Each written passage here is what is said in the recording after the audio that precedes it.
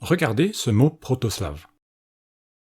Si vous parlez une langue slave, vous le reconnaissez peut-être. Et dans ce cas, le plus probable, c'est que vous lui connaissez le sens de montagne. Mais en bulgare, ce mot veut dire forêt. Et en slovaque, ce mot veut dire à la fois montagne et forêt.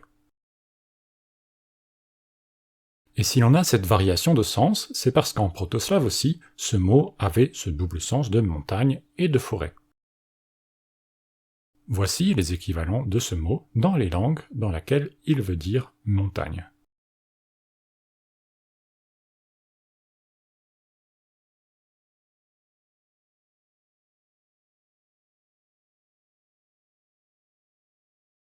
Vous aurez remarqué le changement orthographique de G à H en haut-sorabe, en tchèque et en slovaque, qui est en fait un changement phonologique du son G au son H. Ce même changement a eu lieu en ukrainien, même s'il est moins visible dans la graphie, le graphème le plus souvent utilisé pour G dans l'alphabet cyrillique étant utilisé pour le phonème H en ukrainien. Et cela vaut aussi pour le biélorusse, où le son associé à ce même graphème est en fait un Ch. Nous avons une vidéo expliquant ce phénomène, et tous les liens des vidéos qui seront mentionnés ici sont dans la description.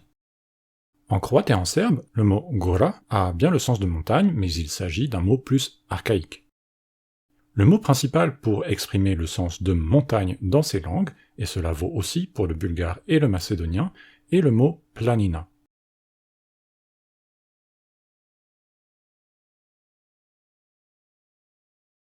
Et on le retrouve en proto-slave sous la forme suivante. Et donc de ce polnina du proto-slave à ce planina que l'on retrouve dans les langues mentionnées, vous aurez peut-être reconnu le passage par la métathèse des liquides, phénomène expliqué dans une autre vidéo que voici. On retrouve d'ailleurs ce mot en ukrainien avec le mot polonena. Ce qui est intéressant avec ce mot, c'est que la racine est dérivée de l'adjectif proto-slave polne, qui veut dire plat et sans arbre, c'est-à-dire exactement l'inverse du mot gora. Ces deux mots sont donc fortement liés. En fait, le peuple proto-slave vivait à l'origine dans des régions où les plaines étaient des steppes et étaient donc dépourvues d'arbres. Et les arbres, eux, étaient dans les montagnes. On comprend donc le double sens du mot gora, de montagne et de forêt. Par la suite, le mot planina a quant à lui été utilisé pour parler de montagnes qui étaient, elles, dépourvues d'arbres.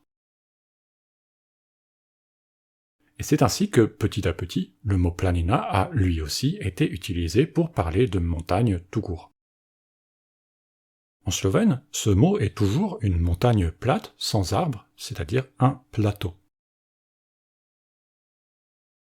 En ukrainien, le mot a un sens similaire, mais il est lié aux Carpates. Il désigne une zone déforestée utilisée pour le pâturage et la fenaison. Précisons enfin que c'est sur la racine du mot gora que de nombreuses langues slaves ont créé leurs adverbes permettant d'exprimer le sens en haut. Dans la plupart des langues slaves, avec la principale exception de la majorité des langues slaves du Sud, les adverbes sont différents s'ils expriment la position ou la direction.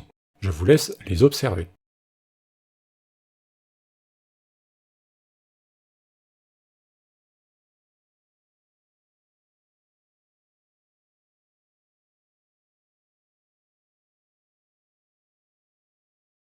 Il y aurait beaucoup à dire sur les différentes formes utilisées ici. Nous nous contenterons dans cette vidéo de dire qu'en plus de la racine gor, nous trouvons généralement une ancienne désinence qui a été figée dans la forme adverbiale. Désinence qui, en fonction du cas d'origine, peut elle-même exprimer la position ou la direction.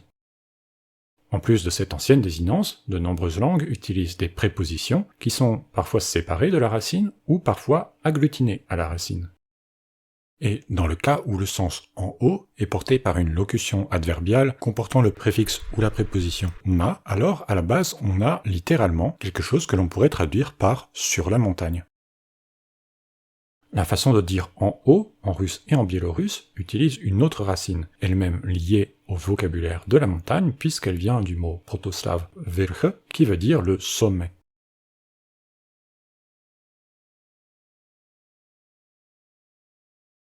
Comme vous l'avez vu, nos vidéos lexicales sont fortement liées aux vidéos parlant d'équivalence entre les langues slaves, et nous publions régulièrement ces deux types de vidéos. C'est pourquoi je vous conseille de vous abonner à la chaîne, ainsi que de regarder ces vidéos que je vous ai sélectionnées, qui parlent des principales équivalences entre les mots que l'on a vus ici.